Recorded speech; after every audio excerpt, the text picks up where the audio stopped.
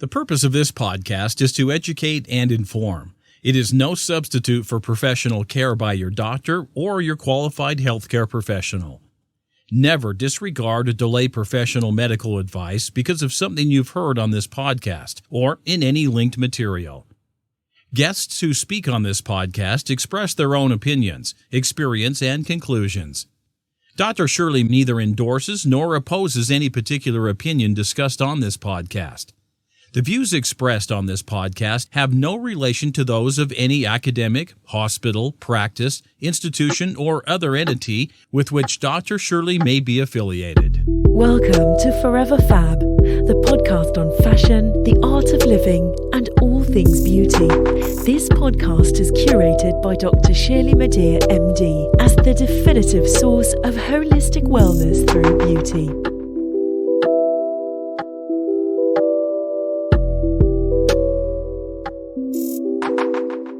Welcome back to part 2 of the Forever F.A.B podcast with my fabulous guest, Liz Ilgenfritz.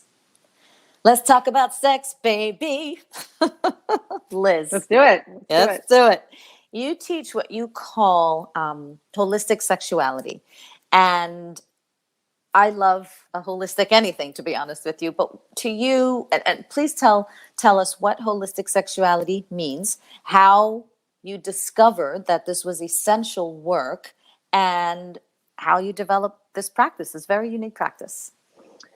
So holistic sexuality education is not my thing. It's a thing. And I did my studies with the Institute for Sexuality Education and Enlightenment. And the founder of that school is such a brilliant woman, Roz Dishba. I always pronounce her name wrong. We can look it up later. Okay. She'll forgive me. Dr. Roz, she'll forgive me because you don't want to mispronounce somebody's name. But Right. there's principles of holistic sexuality education, which I can just kind of hit real quick. Number one, our sexuality is an integral component of who we are as human beings. You know, if we look at it, if I layer that in with like the yoga methodology of looking at things, as humans, we are made up of layers. There are layers to our being. There's the physical body, which we all can identify. There's the energy body, which includes our breath, our nervous system, things moving through the body, our emotions. You can already see these are important parts of sexuality, right? Yes. And the mental layer. So our ideas of sex, our ideas about sex, and our ideas of like what it means to be a sexual being, our ideas of what we've been told sex is supposed to be or not be, and all of that stuff. So that's an essential layer. And then we get deeper and deeper into the core of who we are, the next layer being our intellectual body, where we have a deeper understanding and a sense of inner knowing. And that's where deeper truth lies. Yes. But on these outer layers are affected by other things. And so that's another one of the principles, which is that as human beings, we are part of a larger system. We have different systems that are inextricably tied to our family systems, the government system, religious systems, educational systems, all the media, especially now with social media, all these different things play a role into us building experiences that affect our understanding of who we are and what we're supposed to be as human, as sexual beings. So that's 2. Number 3 is that pleasure is healing. Yeah. Pleasure is healing, which is just so interesting and so mind-blowing. And luckily there's so much out there right now about pleasure. It's such a great time for this, Yeah. Right. Yes. And what else? Oh, and that gender orientation, sexual orientation, and relationship styles are meant to be fluid, and evolve I shouldn't say, I didn't say that right. I don't want to say meant to be fluid, but they can be fluid and can evolve over a lifetime. Yeah. So, it's an important time with where we are right now in what I'm calling there's a gender revolution going on right Absolutely. now. That is the perfect segue to my next question. It was literally about that.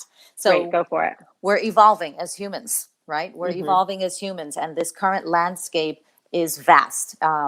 Gender identity, fluidity, sexuality, the dynamism of relationships and how we define those or choose not to define them at all. How have you helped people to find their deeper truth? Or does there even have to be a categorization? Does there even have to be a definition? Should it just be, free and flowing? I think it's and to what you're asking. Yes. I think that I do really believe deeply that knowing who we are in this present moment, as best we know ourselves in the present moment, is an essential part of living a whole life. Yeah. And I know that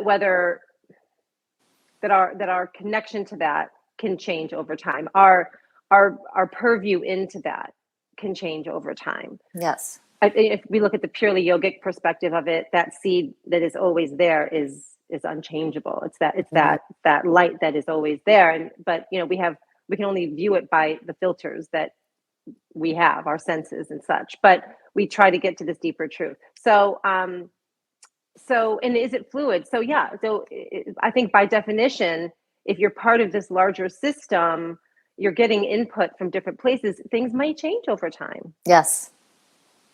I actually agree with that. And you've stated also how we feel about and how we experience our body, desire and pleasure, the reproductive systems, our identity and our emotions, and our intimate relationships pierces virtually every layer of our being and is influenced by every domain of our life. Expound upon that. Yes, that's a great quote. That's your quote. I know. I'm super proud of that quote because I really feel like beautiful. It really, really, thank you. It really hits what really women are always come to me about. Like that's really the core of the work. We're being always told what to do, what to think, how to feel, and we don't understand what we really want and what we feel. I mean, largely, we're just always second guessing ourselves. We don't think we have permission to feel good. There's a lot of shoulding, or I should this and I should that. I talk with groups about like, what keeps you from pleasure? And it's like, oh, I should be with my kids, or, oh, I should really be doing, small, this is what a good girl does. And it's just like all of these things that are put upon us. And we've had it. We've kind of had it. And we should. We really, really should. Enough. Yeah. Yeah. So I would say that. And there's something else I was going to say. Yeah. Well, I mean, just to be really specific, we're taught how we're supposed to feel, that our emotions are bad. We're like ashamed of our emotions. If we're in outrage, we're a bitch. By the way, and if we're outraged, we're probably fucking mad about something that someone did that they shouldn't have done and overstepped our boundaries. And that might have come from like us not knowing and standing for our boundaries because we didn't think we were allowed to, it's all multi-layered. And this is part of why I really like to work with women individually too, because every story is so unique.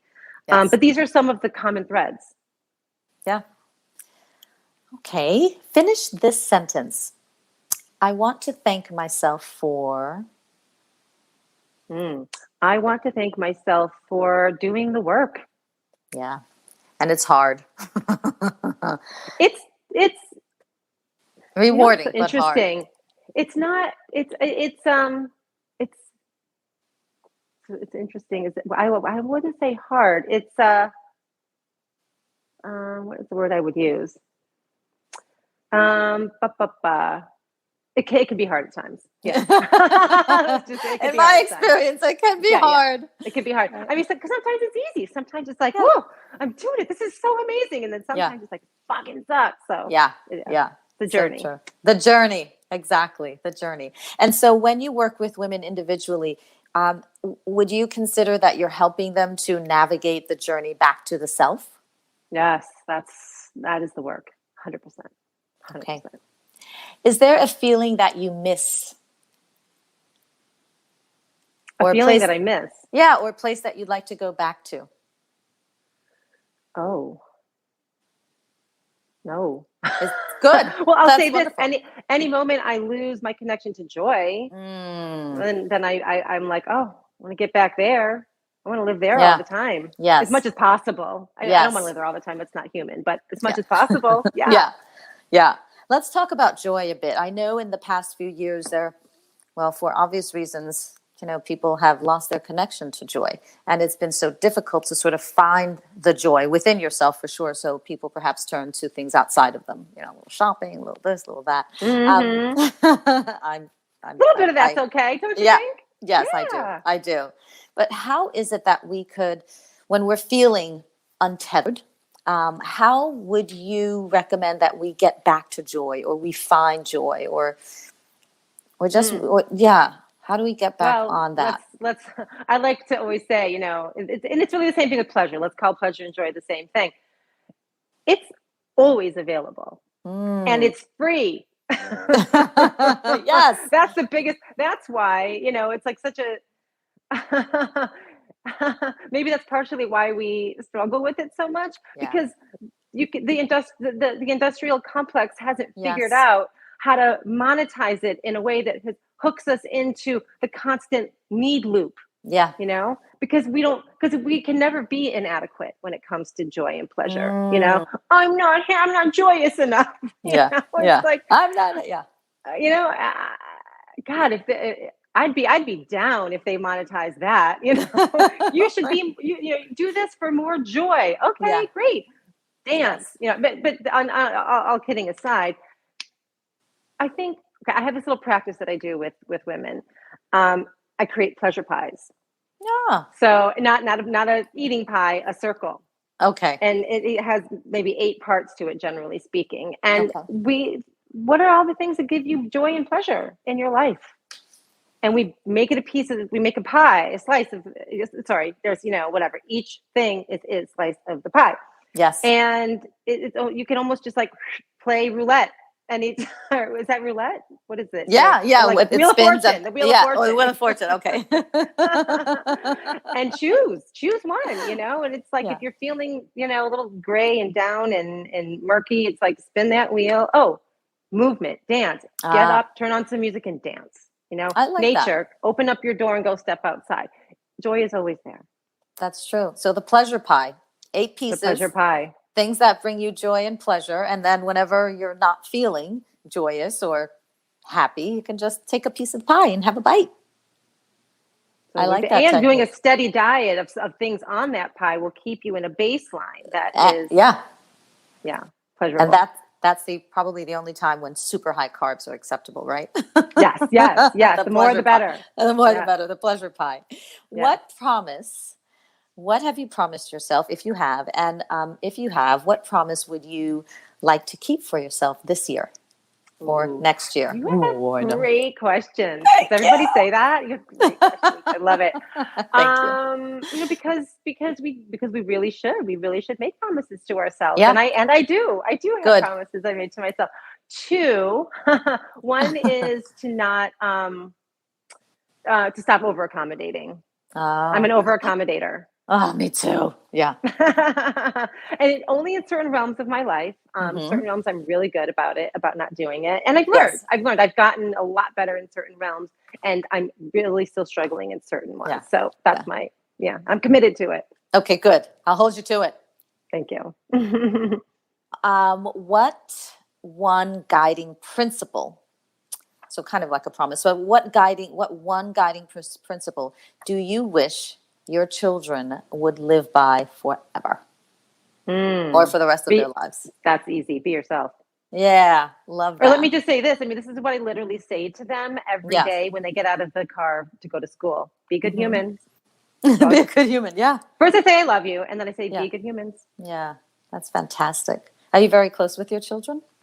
Oh yeah. Yeah. It's great. And having adult children is so fun. as they grow up, it gets better and better. Better and better. What are their age ranges? 23, 16, 13, and 11. I can't even believe it, Liz. I mean, you look as if you have toddlers. Thank you. But you look, but no, don't want again. Well, you look amazing, and your energy is fantabulous. So let's talk about your wellness routine. What is your wellness routine?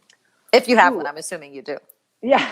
Could you imagine? I said all this. I know, right? I don't know. Yeah, I don't do any of that stuff. All right, you do it. I don't need to do it. Yeah, exactly. I'm not doing that. I'm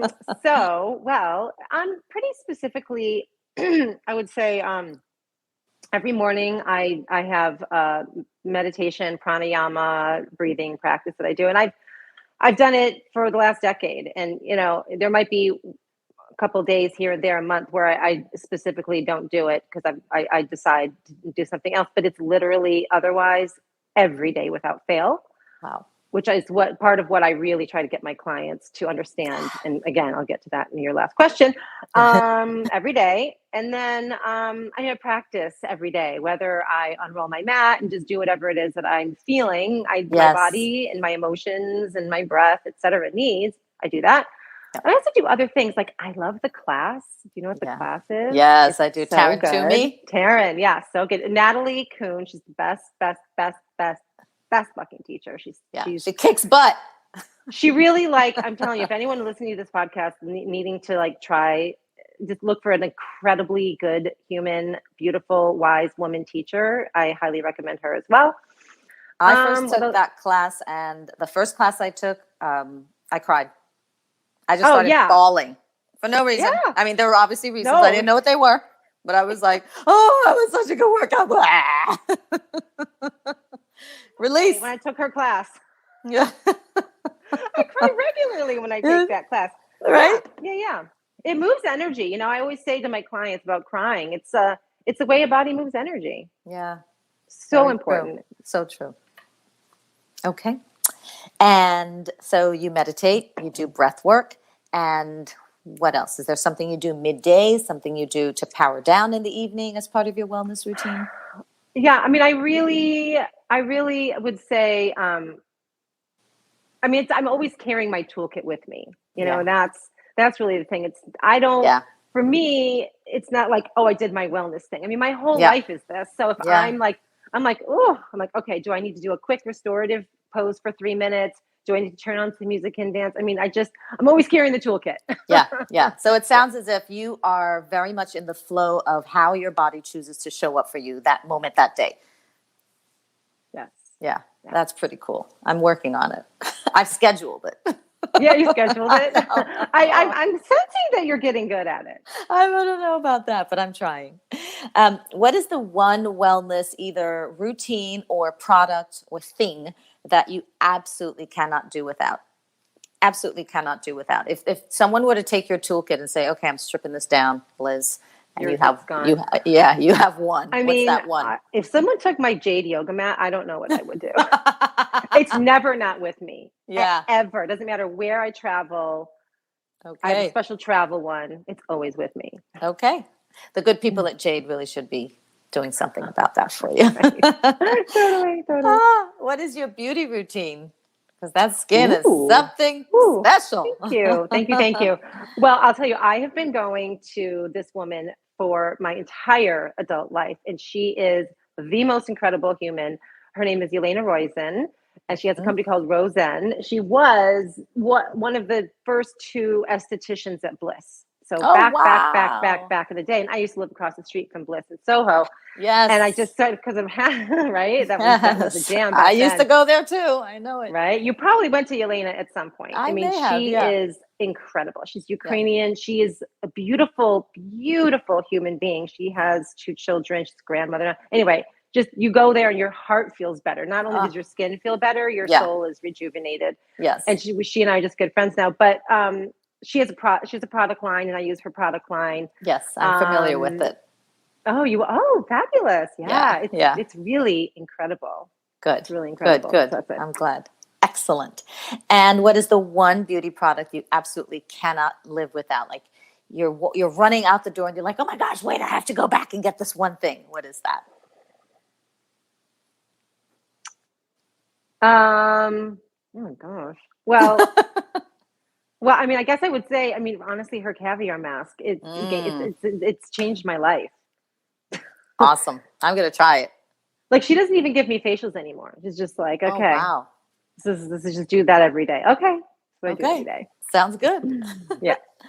I can't believe it, Liz. We're on the last question. That went by like lightning So fast. So good. Fast, but So so pleasurable good. talking to you. Thank you so very much. I hope I become a piece of your pleasure pie. Yes. In a friendly way. Right. So this is the Fab Five. What are your top 5 recommendations for living a beautiful and fabulous life? So I would say number 1 is Yes. to have a daily practice. Yes. No one, I mean, everyone who's listening to this podcast just heard my story, okay, and everything that I've been through. No one doesn't have time for this. There's no excuse except, Yes. I don't even have to. There's no excuse. Okay. Yeah. Except for you choosing not to do it. Choosing not to do it. It's your choice. So a daily movement practice or a meditation practice or just a practice of whatever moves you? No, I think really specifically, if any of this resonates with you and you choose like, yes, I want to know and live from the truth of my inner experience more, you have to cultivate a daily practice. You have to have a daily practice that cultivates what that even is. Okay. So that starts with is knowing what feels like home in your body. So like I would say, and so I have all of my clients, I suggest all of my clients do, is a 5-minute Shavasana practice. Wow. You lay down and you watch your body, you listen to your breath, and you obviously ultimately you end up watching your thoughts for a while, but you do it time and time and time again every day. Everyone has 5 minutes. I mean, ideally, if you did this for 10, it would be amazing. But then you get to this point where you're so dropped in. If you've ever really had a good Shavasana, you know what I'm talking about. Yeah. You come out of that Shavasana and you're like, oh my God, my eyes are soft. My jaw is soft. My tongue is soft. My shoulders are at ease. My hips feel free. Like my breath is like a beautiful, ebb and flow. That's home, right? Yeah. And so then you have that can be like your barometer. So that when you're out in the world and things are happening, when you don't feel like that, you understand there are messages coming to you. When my breath is like, or my body's like, I know something's off. I know something's off from my inner truth. So knowing home, having a foundational practice to know home. And that helps to give you a wisdom about yourself and what you need. Yeah. Love it. Okay, number 2, second recommendation. Know your core values. It's been a game changer for me. And I think on my website, I think it's still on there. There is a link to like a little worksheet you can actually use to dive into that a little bit. And you'll need step number 1 in order to do step number 2, which is, when you start thinking about what your core values are, you might start coming up with things like, oh, the wants and the shoulds, like, oh, this is good, this is great, oh, I want to have X, Y, and Z, right? But if you know what your sense of home is, it's when you feel like that, when something comes up, that it's true. Perfect. And you don't have to build a story around it. You just feel that.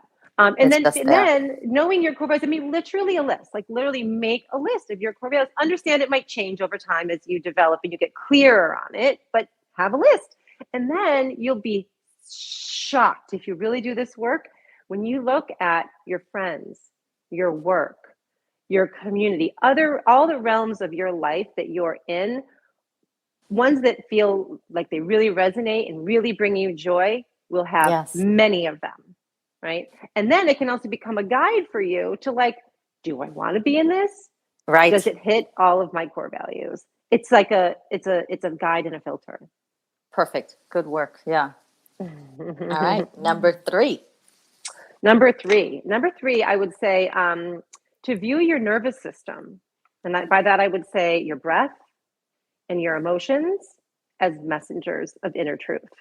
So, I've been talking about this a lot lately with people. I know a lot of people are afraid of their emotions, and this is how people end up, I don't know, medicating, whether it's recreationally or otherwise, because they're afraid of them, and if you start looking at your emotions as sending you messages of deeper truth and get curious about what's underneath there, you start welcoming those messengers. Like when I get upset about something, I'm like, oh, what's that about? And I want to know what's in there, because then I can bring myself home again. And same thing with the breath. The breath is never wrong. Yeah. The breath is never wrong. Now that I believe, I want to be clear that I think that line, and it's like so fucking awesome, is I learned from Rodney Yee, my teacher. But yeah, the breath is never wrong. We go around so often, unfortunately, with things that we are out there in a wellness space with the breath to like change the breath. Do this breath, do that breath. It's like, whoa, can we just start with what the breath is? Because it's never wrong. Why are you trying to fix something that ain't broken? Right. Right. So, and many of us need to learn how to breathe anyway, right? Yes. And it starts with where we are. We have to meet ourselves where we are. So that would be my third one. Your number 4. I have to look. Yeah. Excuse me. And then I would say cultivate a robust toolkit. Remember how I was saying before? Yes. Like I have this toolkit and I carry it around with me all the time.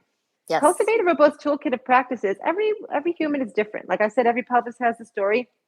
Every human is different. And we are different types of learners. We have different experiences. We have different wounds. We have different issues. And whatever resonates, and there's also an expression, something to the effect of, there are many paths to the one goal of, whatever inner peace. And so whatever resonates with you, develop that toolkit and take it with you. I like it. Oh my gosh, you're number 5. Number 5 leads from that as well, which is, and it's a big one. It's a big one. And it's one that a lot of people don't do. A lot of people might try to do the one I just said, the toolkit thing, right? We try to do practices and cultivate, we have little experiences. Oh, I did this class. I went on this retreat. Da, da, da. Yes. If you don't do the next step, you're really like getting a gift and throwing it in the garbage without opening it. So drum roll, I haven't gotten to it. Integration. Integration. You have to integrate it. I can't tell you how many times. I'll just say it's essential. A lot of people are addicted to the experiences or whatever. We're being sold the experiences. But if we don't, and when then we're not taught to integrate. I mean, this is a big part. I won't work with someone who won't, understand that like you have to then take this forward. Okay. It's how we build wisdom is we take the knowledge, we put it in our lives, we build, we take this wisdom and make experience with it in our lives, and we get wiser and wiser, and we take the lessons and we build on them. I love that, because it's true. You take the classes, you read the books, and then like how do you live by those, right? The principles that you learned, or how do you feel? How do you experience? It doesn't do you any good to be on the mat and be like, yes, I'm going to work on kindness. I'm going to be kinder to myself. I know I need to be kinder to myself. And then you go out and I don't know, whatever, beat yourself up. It's just like, no, that's the moment to do the work. And there you have it, ladies and gentlemen, the Fab 5 by Liz Ilgenfritz. Liz, thank you so much for joining me on the Forever Fab podcast. This has been absolutely enlightening and empowering. Thank you so very, very much. I hope you'll come back and talk to us some more about our core and our center and living our truths. I love it. Thank you so much. It's been such a pleasure. You ask amazing questions. You clearly understand women's well-being. Thank you. Thank you so much. Thank you, Liz. I appreciate it. This brings us to our close of this week's episode of the Forever Fab podcast with my guest, Liz Ilgenfritz. Are you ready to go on your journey to a higher version of yourself?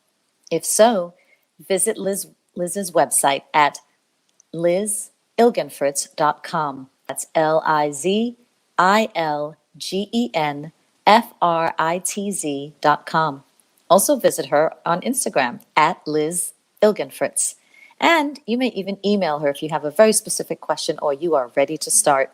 Her email address is liz@lizilgenfritz.com. Thank you for listening to this week's Forever F.A.B podcast episode. Until next time, stay beautiful inside and out. Thank you for listening to this week's episode of Forever F.A.B, the podcast on fashion, the art of living, and all things beauty, curated by Dr. Shirley Madhere, MD. Live beautifully and help make the world a more beautiful place.